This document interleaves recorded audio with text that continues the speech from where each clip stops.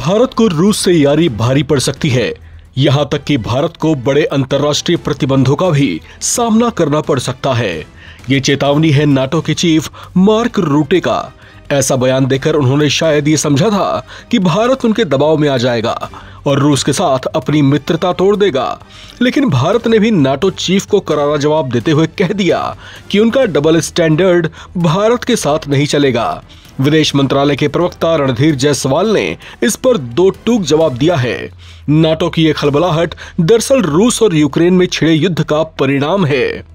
रूस यूक्रेन युद्ध को 2 साल से ज्यादा का समय हो गया है और अब यह साफ दिखाई देने लगा है कि नाटो देशों की तमाम कोशिशों के बावजूद रूस झुकने को तैयार नहीं है। इससे अमेरिका और उसके सहयोगी देशों की बेचैनी लगातार बढ़ रही है। इस बेचैनी का असर अब रूस के सहयोगी देशों, खास तौर पर भारत और चीन पर डाला जा रहा है। हाल ही में अमेरिका में एक विधेयक पेश हुआ है जिसमें रूस से तेल खरीदने वालों पर 500% तक का भारी भरकम टैरिफ लगाने का प्रस्ताव है। इसके साथ ही नाटो के नए महासचिव मार्क रूटे ने चेतावनी दी है कि अगर रूस अगले 50 दिनों में शांति की दिशा में कोई कदम नहीं उठाता तो उसके तेल खरीदार देशों पर 100% सेकेंडरी टैरिफ लगाया जाएगा। ये चेतावनी भारत और चीन जैसे देशों के लिए सीधे तौर पर दी गई है। भारत ने इस धमकी का दो टूक जवाब देते हुए कहा कि वो अपनी ऊर्जा जरूरतों के हिसाब से फैसले करेगा। विदेश मंत्रालय ने साफ किया कि भारत की प्राथमिकता अपने नागरिकों को सस्ती और स्थिर ऊर्जा उपलब्ध कराना है। भारत ने यह भी कहा कि कई पश्चिमी देश अब भी रूस से तेल खरीद रहे हैं, लेकिन केवल भारत को निशाना बनाया जा रहा है, जो दोहरे मानदंड जैसा है। ये पहली बार नहीं है जब भारत को रूस से रक्षा या ऊर्जा क्षेत्र में सौदे के लिए धमकियां मिल रही हैं। कुछ साल पहले भारत ने रूस से S-400 मिसाइल डिफेंस सिस्टम खरीदा था।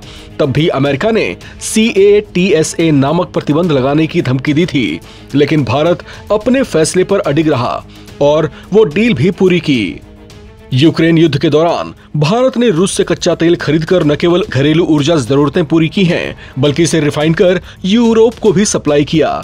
इससे यूरोप को भी फायदा हुआ और वैश्विक बाजार में तेल की कीमतें भी नियंत्रित रहीं। आज भारत रूस से सबसे ज्यादा तेल खरीदने वाले देशों में शामिल है, जो नाटो देशों को चुभ रहा है। भारत ने हमेशा से गुटनिरपेक्ष और स्वतंत्र विदेश नीति का पालन किया है। प्रधानमंत्री मोदी ने भी रूस यात्रा के दौरान राष्ट्रपति पुतिन से युद्ध को लेकर साफ साफ बात कही थी, लेकिन भारत ने अपने रणनीतिक रिश्तों को भी बनाए रखा। यही वजह है कि भारत आज किसी का दबाव नहीं झेलता और अपनी नीति केवल राष्ट्रीय हितों के आधार पर बनाता है। विशेषज्ञों का मानना है कि चाहे अमेरिका हो या नाटो देश, भारत अपनी रणनीतिक स्वायत्तता से पीछे नहीं हटेगा। भारत वही करेगा जो उसके लोगों और देश के हित में बेहतर होगा। पश्चिमी देश भारत को अपनी नीति के मुताबिक चलाने की कोशिश कर रहे हैं, लेकिन अब भारत उनकी उंगली पर नाचने वाला बिल्कुल नहीं। इस खबर में फिलहाल इतना ही। बाकी अपडेट्स के लिए आप बने रहें नवभारत टाइम्स के साथ।